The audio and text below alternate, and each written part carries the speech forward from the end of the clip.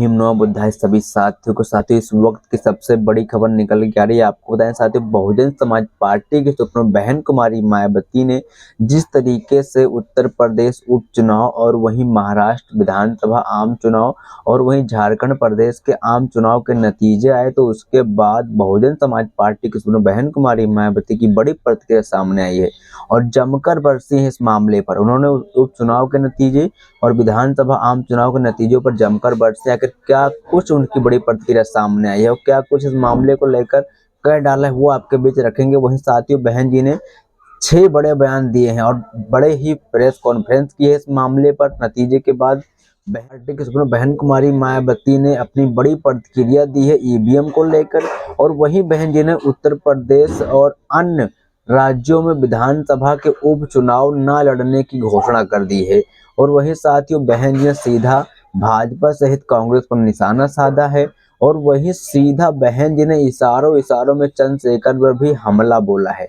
और वहीं साथियों, यहाँ पर आपको बताएंगे कि बहन जी ने सीधा इस पर जिस तरीके से संभल में मस्जिद पर लगातार हिंसा हो रही है, तो उसको लेकर भी बड़ी प्रतिक्रिया दी है। बहन जी ने यहाँ पर 6 बड़े बयान दिए हैं, प्रेस कॉन्फ्रेंस करके जारी किया है, वो आपके बीच रखेंगे। तो आपको यही रिक्वेस्ट करेंगे, वीडियो को एंड जरूर देखना, सभी साथियों से ही रिक्वेस्ट है। साथियों, मैं अखिलेश कुमार और आप देख रहे हैं एकेजी मीडिया। साथियों, जिस तरीके से उत्तर प्रदेश विधानसभा आम चुनाव और वहीं महाराष्ट्र के विधानसभा आम चुनाव के नतीजे और वहीं पर झारखंड प्रदेश के आम चुनाव के नतीजे आए, तो उस पर जब बहन जी जमकर भड़की और प्रेस कॉन्फ्रेंस कर उन्होंने 6 बड़े बयान देते हुए लिखा है, वो आपको बताते हैं। मायावती जी की प्रेस वार्ता। यह आम चर्चा है कि पहले देश में बैलेट पेपर के जरिए चुनाव जीतने के लिए सत्ता का दुरुपयोग करके फर्जी वोट डाले जाते थे और अब ईवीएम के जरिए भी यही कार्य किया जा रहा है, जो लोकतंत्र के लिए बड़े दुख व चिंता की बात है।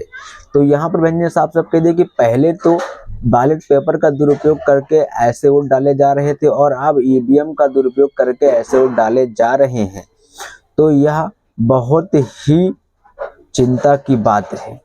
वहीं बहन जी ने आगे लिखा है दूसरे बयान में, इस बार महाराष्ट्र में विधानसभा में हुए आम चुनाव में भी इसको लेकर काफी आवाजें उठाई जा रही हैं। यह आपने देश में यहाँ लोकतंत्र के लिए बहुत बड़ी खतरे की घंटी भी है। तो साथियों, जिस तरीके से महाराष्ट्र में इसको लेकर काफी चर्चा हुई, तो बहन जी ने कहा ये खतरे की घंटी बजी है, ये बहुत ही बड़ी बात है। बहन जी की 2 बड़ी बयान आई इस मामले पर ईवीएम को लेकर। और वहीं बहन ने तीसरे बयान में लिखा, देश में लोकसभा व राज्यों में विधानसभा आम चुनाव के साथ साथ खासकर उपचुनाव में तो अब यह कार्य काफी खुलकर किया जा रहा है। और इसलिए जब तक देश में फर्जी वोटों को डालने से रोकने के लिए केंद्र चुनाव आयोग कोई सख्त कदम नहीं उठाता है, तब तक बीएसपी देश में अब कोई भी उपचुनाव नहीं लड़ेगी। तो यहाँ पर साथियों, बहन जी ने बड़ा ही घोषणा कर दिया है कि जब तक ईवीएम को लेकर और गलत चुनाव को लेकर और गलत वोटिंग को लेकर कोई केंद्र का वोटिंग पर कोई बड़ा फैसला नहीं आएगा, जब तक बहुजन समाज पार्टी अब उपचुनाव नहीं लड़ेगी। ये बड़ा फैसला बहन जी का आया है इस समय। पहली बार बड़ी दमखम के साथ उत्तर प्रदेश के उपचुनाव में बहन जी ने लड़ा था उपचुनाव। उसके बाद नतीजों के बाद बहन जी ने उपचुनाव न लड़ने का आदेश दे दिया है। वहीं बहन जी ने चौथे बयान में लिखा है, साथ ही कांग्रेस, बीजेपी व इनके समर्थक सभी जातिवादी पार्टियों, खासकर सन 2007 में बीएसपी की यूपी में पूर्ण बहुमत की सरकार बनने के बाद बीएसपी के केंद्र की सत्ता में आकर डॉक्टर भीमराव अंबेडकर व इनके अनुयायी मान्यवर श्री काशीराम जी का अधूरा सपना साकार करने से रोकने के लिए अंदर अंदर आपस में मिलकर व पर्दे के पीछे विशेष कर दलित समाज में बिकाऊ व स्वार्थी किस्म के लोगों के जरिए अनेक पार्टियां बनवा दी है, जिनको चलाने एवं चुनाव लड़ने आदि पर पूरा धन इन्हीं की पार्टियों का लगता है। तभी तो ये पार्टियां कई कई दर्जन गाड़ियों को साथ लेकर चलती हैं और अब तो ये हेलीकॉप्टर प्लेन से चुनाव दौरान भी करते हैं। यह भी आम चर्चा है ताकि दलित समाज के वोटों की शक्ति को खंडित करके बाबा साहेब डॉक्टर भीमराव अंबेडकर के कारवा को क्षति पहुंचाया जा सके। तो यहाँ पर साथियों बड़ी प्रतिक्रिया इनके सामने आई। यहाँ पर बहन जी ने अपने कहा है कि ये बाबा साहेब भीमराव अंबेडकर के कारवा को क्षति पहुंचाने की कोशिश कर रहे हैं। खासकर बहन जी का सीधा यहाँ पर चंद्रशेखर पर निशाना साधते हुए कहा कि वो स्वार्थी लोग हैं और बिकाऊ लोग हैं, वो बिक चुके हैं। उनको पूरा पैसा पार्टी देती है और उनको चुनाव भी वही लड़ाते हैं और हेलीकॉप्टर का भी खर्चा वही देते हैं। ऐसा यहाँ पर बड़ी प्रतिक्रिया बहन जी ने अंदर खाने चंद्रशेखर का नाम न लेते ऐसी बड़ी प्रतिक्रिया सामने आई है।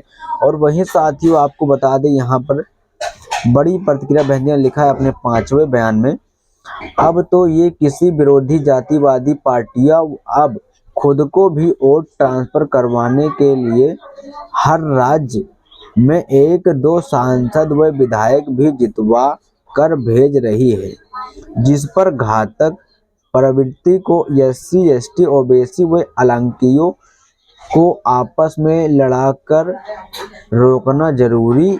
यही समय की मांग और सर्वजन हिताय व सर्वजन सुखाय के लिए इसकी खास जरूरत भी है। इसी के अलावा कल यूपी के उपचुनाव के आए अप्रत्याशित नतीजे के बाद खासकर संभल जिला सहित पूरे मुरादाबाद मंडल में काफी तनाव की स्थिति व्यक्त। ऐसे में शासन व प्रशासन को संभल में मस्जिद व मंदिर विवाद को लेकर सर्वे कराकर कार्य को थोड़ा आगे बढ़ाना चाहिए था, तो यह बेहतर होता। लेकिन ऐसा न करके आज वहां सर्वे के दौरान जो कुछ भी हिंसा व बवाल हुआ, तो उसके लिए यूपी का शासन व प्रशासन पूरी तरह से जिम्मेदार है। यह अति निंदनीय है। बहुजन समाज पार्टी राष्ट्रीय अध्यक्ष उत्तर प्रदेश पूर्व मुख्यमंत्री पूर्व सांसद सुश्री मायावती जी प्रेस वार्ता लखनऊ 24 नवंबर। तो साथियों यहाँ पर बहन जी की बड़ी प्रतिक्रिया आई है। 6 बड़े बयान दिए हैं बहन जी ने उपचुनाव के और विधानसभा आम चुनाव के नतीजों के बाद। बहन जी ने तुरंत यहाँ पर बड़ी प्रतिक्रिया प्रेस कॉन्फ्रेंस के जरिए जारी किया है और यहाँ पर जमकर बरसी हैं बहन जी। इन सभी मामलों पर जो बहन जी की बड़ी प्रतिक्रिया सामने आई थी हमने आपके बीच रखी और आपको डिटेल में समझाने का प्रयास किया। तो आपसे रिक्वेस्ट यही करेंगे वीडियो को एंड जरूर देखने का, चैनल पहली बार है तो सब्सक्राइब और लाइक कमेंट जरूर कीजिएगा। सभी सत्य क्रांतिकारी जय भीम नमो बुद्धाय। मैं अखिलेश कुमार और आप ऐसे देखते रहिए वीडियो।